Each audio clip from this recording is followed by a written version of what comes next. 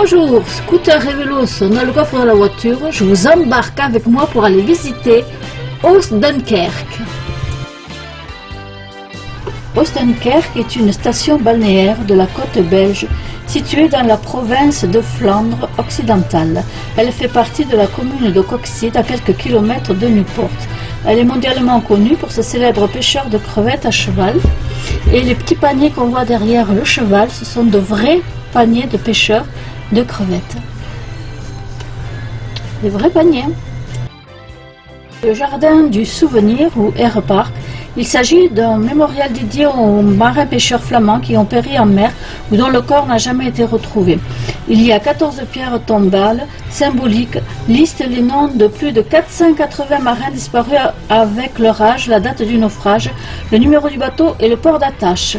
Une messe des pêcheurs y est organisée chaque année en septembre pour déposer des fleurs sur les dalles.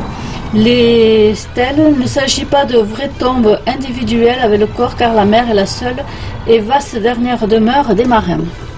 La chapelle des pêcheurs, dédiée à Notre-Dame de la Consolation, est écrit « Notre-Dame de Consolation dans la détresse, priez pour nous ».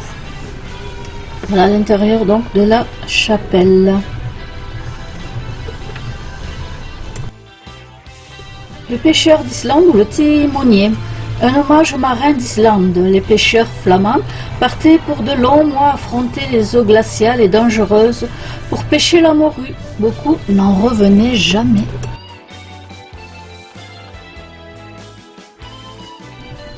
Et nous voilà devant le musée maritime Le Navigo. Le Navigo a été construit pour accueillir le squelette de Valentin que l'on voit ici. Alors, qui est Valentin? Alors, attendez. Valentin, c'est un cétacé qui s'est échoué en 1989 aux alentours de la Saint-Valentin, voilà pourquoi il porte le nom de Valentin, sur la plage Saint-André à Oost-Dunkirk, dans la commune de Coxide, en Flandre occidentale. À l'époque, les autorités communales avaient décidé de l'enterrer dans le but de l'exhumer ultérieurement. 30 ans plus tard, en mai 2019, l'animal a été sorti de terre. Les chercheurs de l'UGent ont ensuite pris en charge le squelette en vue de l'exposer. En étudiant les ossements, l'équipe de scientifiques a notamment détecté des traces d'un accident de décompression. À l'instar des plongeurs humains, les cétacés peuvent également souffrir de blessures occasionnées par des bulles d'azote qui se forment dans leurs tissus. On a également pu déterminer grâce à l'analyse des dents que le mammifère marin était vraisemblablement âgé de plus de 30 ans. Il mesurait 17 mètres de long et pesait 40 tonnes. Il mesure toujours 17 mètres de long. Donc cette partie du musée que vous allez voir, où il y a Valentin, cette partie a été construite uniquement pour pouvoir accueillir le squelette de Valentin le cachalot. Donc voilà, on voit bien plein de petits bateaux, il y a tout plein d'explications qui sont dans les tiroirs.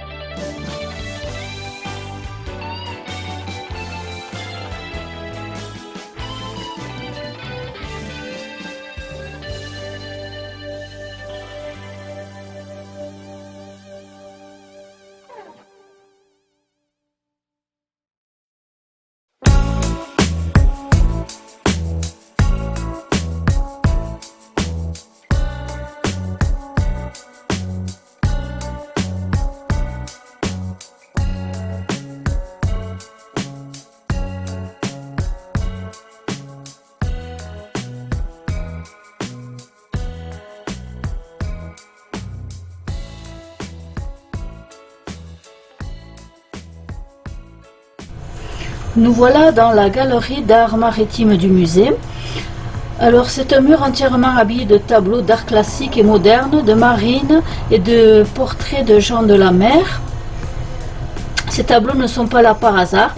Il raconte l'histoire, la nostalgie et la rudesse de la mer du Nord à travers les yeux des peintres locaux. Nous avons vu la peinture d'un jeune garçon, donc dès l'âge de 12 à 14 ans, de jeunes garçons s'embarquaient déjà sur les navires pour de longs et dangereux mois de navigation.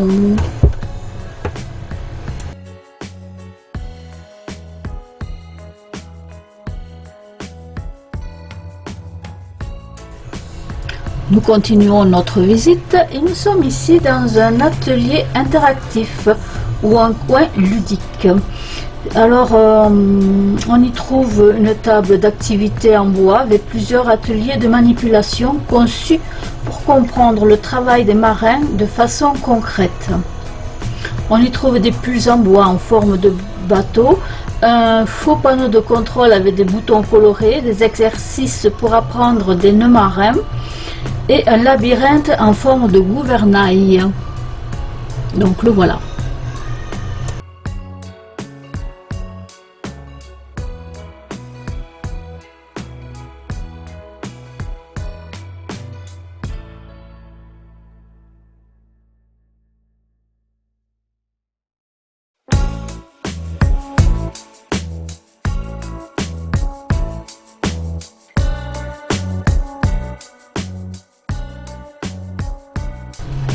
Voilà, ici on voit un téléphone, donc j'ai essayé d'appeler, mais je ne sais pas pourquoi ça n'a pas marché. On va voir là les enfants, vous voyez, alors ils se donnent à cœur joie à mettre les poissons sur le tapis roulant. Là, on prend les poissons, on les met dans les cajots on les met sur un étal et après on les vend. Voilà.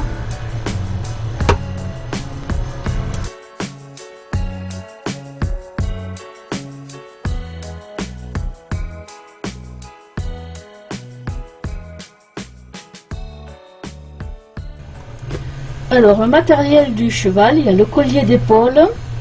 Il est spécialement conçu pour répartir la force immense du cheval de trait, le brabançon. Lorsqu'il tracte le filet lourd dans l'eau, les paniers en osier, ils servent à stocker la récolte de crevettes directement sur le cheval. La bride et le mort à l'avant pour diriger l'animal au milieu des vagues. Alors, l'équipement est adapté à l'eau salée, le cuir est grassement huilé et le bois est traité pour ne pas pourrir à force d'être immergé jusqu'au poitrail de l'animal. Le filet de pêche et les chaînes qui raclent le fond du sable pèsent extrêmement lourd.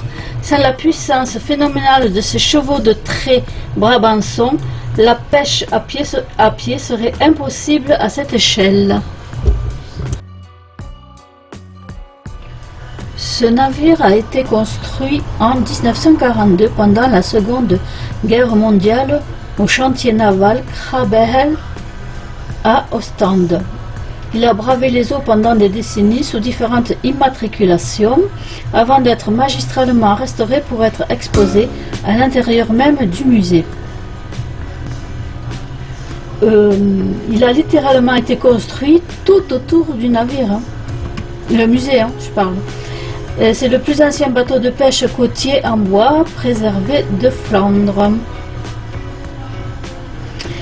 Le sol en verre bleuté sous le bateau, il donne l'impression saisissante que l'OD1 Martha flotte sur l'eau en pleine mer. Là, vous voyez, on le voit de dessous, parce que dessous, il y a un aquarium. Mais avant de descendre voir l'aquarium, donc là, nous avons les vêtements que portaient les pêcheurs lorsqu'ils allaient ramasser les crevettes dans la mer. Voilà, il y a encore différents objets. Ça, c'est une vieille lanterne en cuivre, je pense qu'elle était les drapeaux. Je ne sais pas, les drapeaux, voilà. Un beau gouvernail, magnifique. Après, je ne sais pas trop ce que c'est ni à quoi ça sert. Voilà, voilà.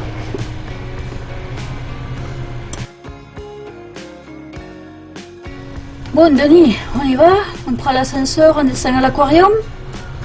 Oui, on y va? Allez, go!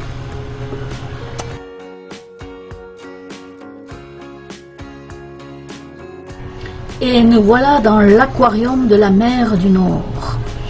Alors un grand bassin vitré permet aux visiteurs d'observer l'écosystème marin local. Contrairement aux aquariums tropicaux, on y trouve uniquement des poissons de nos régions côtières, comme des raies, des roussettes, qui sont des petits requins locaux, des plis, ça je ne sais pas ce que c'est, ou des cabillots.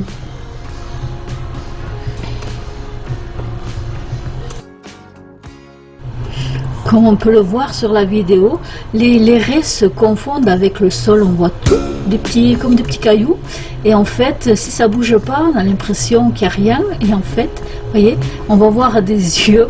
Alors on se dit, ah, les cailloux qui ont des yeux, ça ne peut pas exister. En fait, c'est, voilà, elle bouge un petit peu. C'était bien.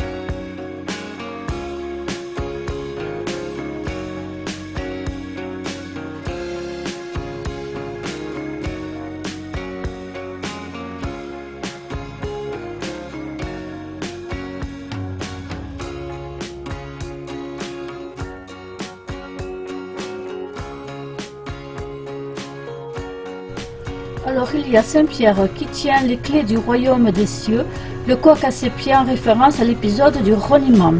Et Saint Idesbald, troisième abbé de l'abbaye des Dunes à Coxyde, il est le saint patron très populaire sur la côte belge, invoqué pour la protection des marins et de la pêche. L'inscription sur l'ex-veto dit « Protéger nos pêcheurs », c'est tout.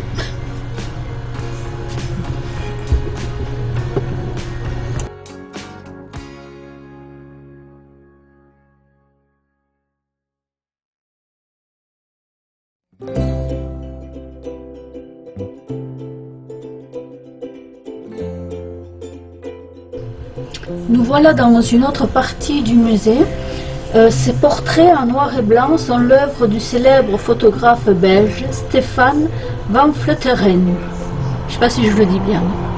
L'exposition intitulée, alors là attention, alors c'est intitulé Père de Vicher, ce qui veut dire les pêcheurs à cheval en dialecte local, a été spécialement créé pour l'ouverture de la toute nouvelle extension du musée Navigo. Ils sont magnifiques, ces photos, elles sont fabuleuses.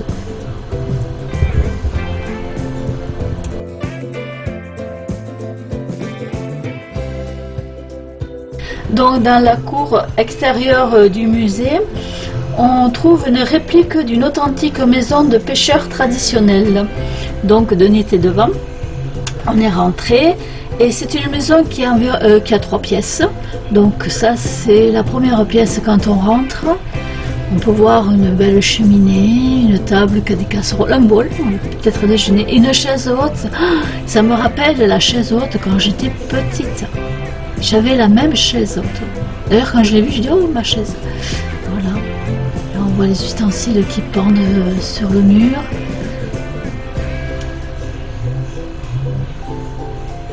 Ça c'est une autre pièce. Alors ici il y a aussi une table. Il y a un lit d'enfant, la machine, oh la vieille machine à coudre, c'est génial. Et puis il y a aussi le lit dans une alcôve, comme ça se faisait autrefois. Des vieux portraits, oui.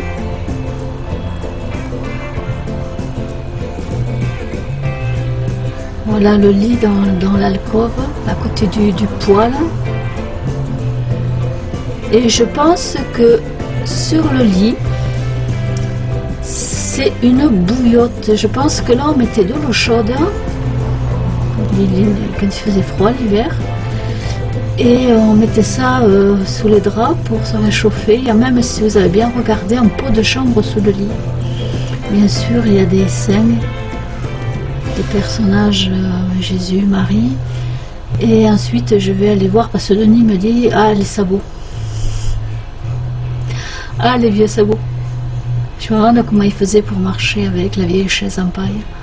Voilà, le bol du petit déjeuner. Là, j'imagine, tu vois, une belle tranche de pain beurré. Et là même, ils mangeaient du saucisson, du jambon avant, les anciens.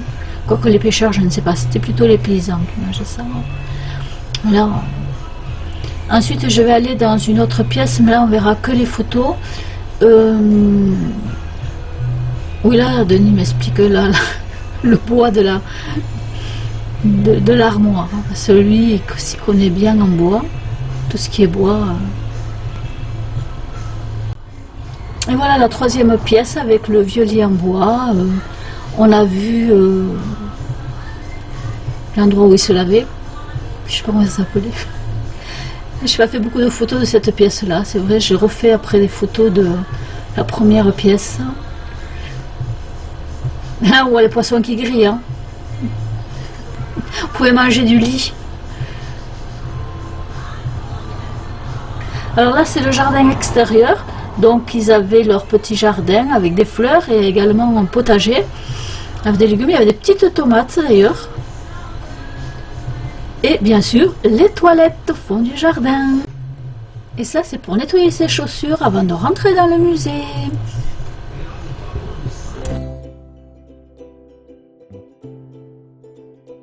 Voici l'ancien hôtel de ville. Cet édifice de briques de style néo-gothique a été construit pour servir de maison communale avant la fusion des communes avec Coxide. Son élégant clocheton central et ses fenêtres ornées de jardinières fleuries en font un symbole au cœur du village. Alors là, c'est la statue du pêcheur de crevettes à cheval en pierre. La statue en bronze est intitulée Les fillettes qui dansent, réalisée par l'artiste local Pieter Florinzon. Je ne sais pas si vous avez remarqué au niveau du clocheton. Alors le clocheton est élégante tourelle polygonale en bois et ardoise coiffée d'une girouette en forme de bateau abrite un carillon. Voilà, donc on voit que la place devant l'hôtel est bien fleurie de jolies fleurs. Et il y a aussi l'ancre qui se trouve sur le côté de la maison communale. Et nous voilà à la plage.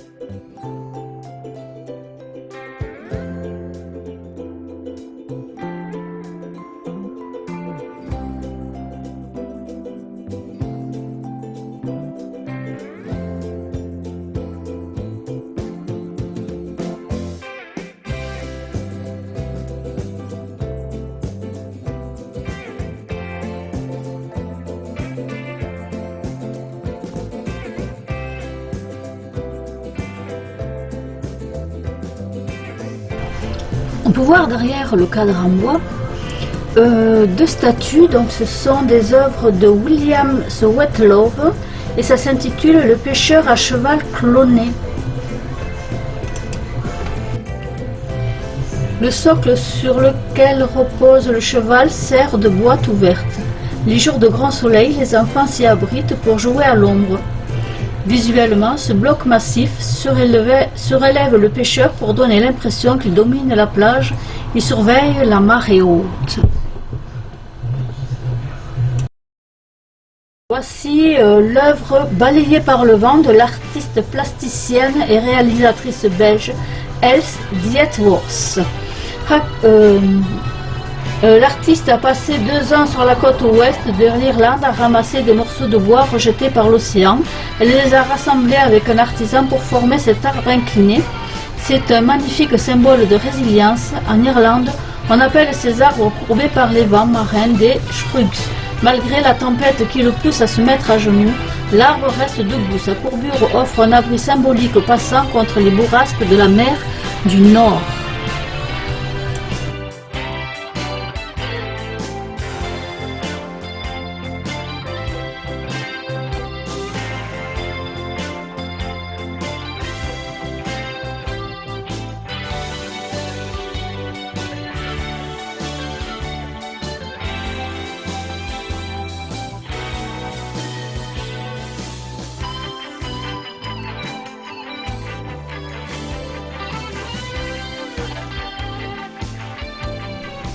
Face à la mer, la chapelle du Rosaire ou la Kapelle Rosenkranz.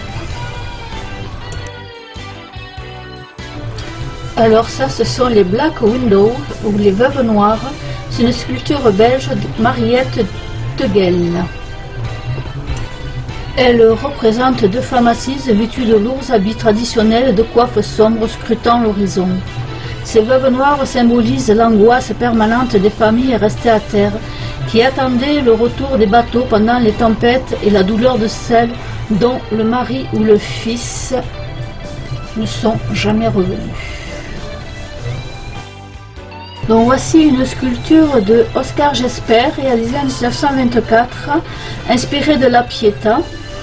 Ça représente la femme endeuillée qui symbolise à la fois la mère, la patrie et le peuple affligé, recueillant le soldat tombé au combat. Devant la statue, la gravure en néerlandais, donc je ne lis pas le néerlandais, et ça veut dire à nos morts. Donc c'est le monument aux morts près de l'église. Donc nous sommes à l'église Saint-Nicolas, avec son impressionnante tour de 38 mètres. Arborant la sculpture géante du Christ en terre cuite, qui a été sculptée par Jarnost Goz. Elle fait 13 mètres 5 de haut pour 4 tonnes, la statue du Christ.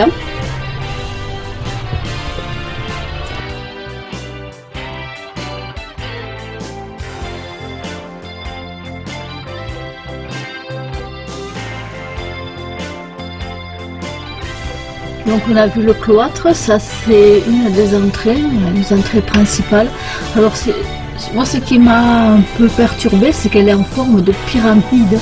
Moi je vois ça tout pointu en forme de pyramide, donc voilà.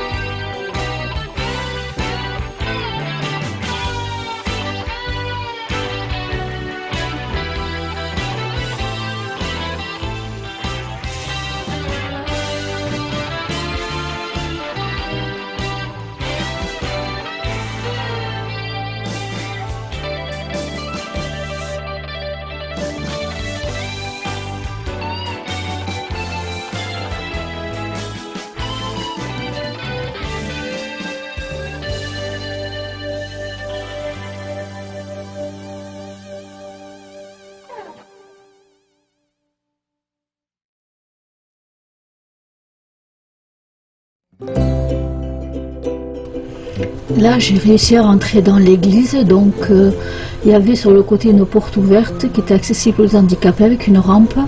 D'ailleurs, à l'intérieur, il y avait des gens qui étaient handicapés. Certains étaient handicapés, pas tous. Donc, ils faisaient brûler des cierges. Ici, c'est un chemin de croix, on voit. Et l'église est immense. La statue qu'on voit au fond, c'est aussi le même sculpteur qui a fait le grand Christ qu'il y a sur la tour. La statue là, on la voit pas bien là, voilà. Et le même sculpteur, dont j'ai oublié déjà le nom. Voilà, les vitraux. Vraiment, elle est très très très grande.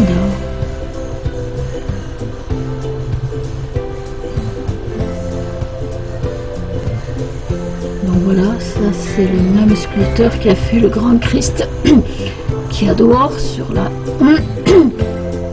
sur la tour. Il est magnifique. Hein.